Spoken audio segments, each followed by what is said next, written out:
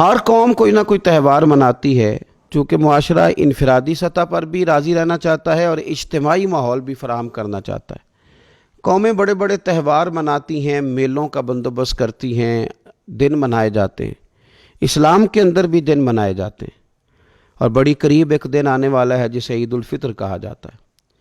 لیکن اسلام کے تہوار باقی قوموں کو یہ بتاتے ہیں کہ تہوار منائے کس طرح جاتے ہیں۔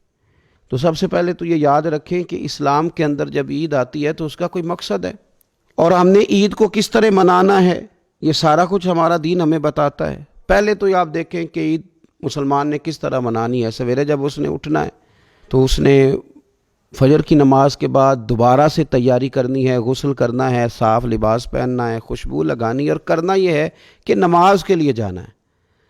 اس کے عید کا آغاز، اس کے اس خوبصورت تہوار کا آغاز اللہ تبارک و تعالیٰ کی عبادت سے ہو رہا ہے، اور عید منا کب رہا ہے؟ رمضان کے 30 روزے پورے کرنے کے بعد یا 29 کا چاند دیکھنے کے بعد۔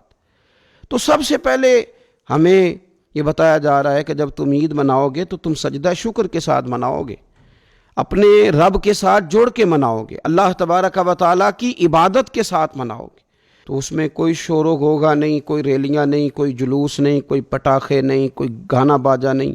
اللہ کی عبادت کے ساتھ بتایا جائے گا کہ تمہارا جو تہوار ہے وہ تہذیب کا، شائستگی کا، خوبصورتی کا، نظم و نسق کا ایک بہترین ذریعہ۔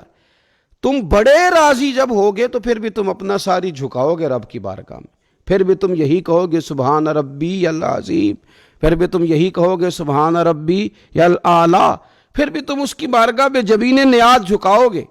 پہلی بات۔ دوسری بات، ہمیں پیغام عید یہ ہے کہ یہ جو تمہارے پاس عید کا دن آیا ہے یہ اجتماعیت کا دن ہے۔ آپ جب صف میں کھڑے ہوں گے نماز عید کے لیے تو کیا امیروں کی صفیں علیحدہ ہوں گی؟ غریبوں کی الگ ہوں گی؟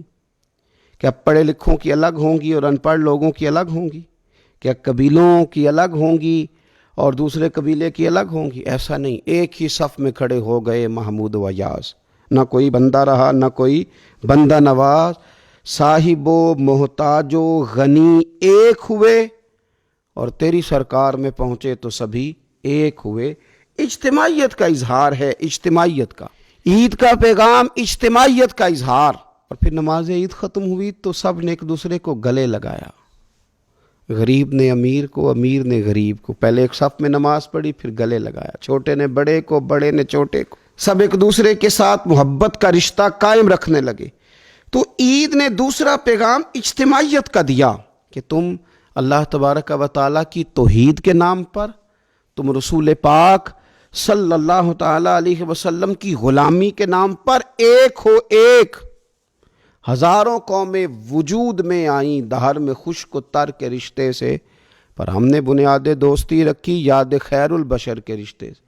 اور اقبال کہنے لگے اپنی ملت پر قیاس اقوام مغرب سے نہ کر، خاص ہے ترکیب میں قوم رسول ہاشمی۔ یہ جو نماز پڑھ رہے ہیں اور بعد میں گلے مل رہے ہیں، ان کا ایک ہی تعارف ہے کہ یہ رسول ہاشمی کی قوم ہے۔ یہ تعارف اجتماعیت کا درس، پیار کا درس، مساوات کا درس، چھوٹے بڑے کے فرق کو ختم کرنے کا درس، امیر غریب کی تفریق مٹانے کا درس، اس کا نام عید ہے۔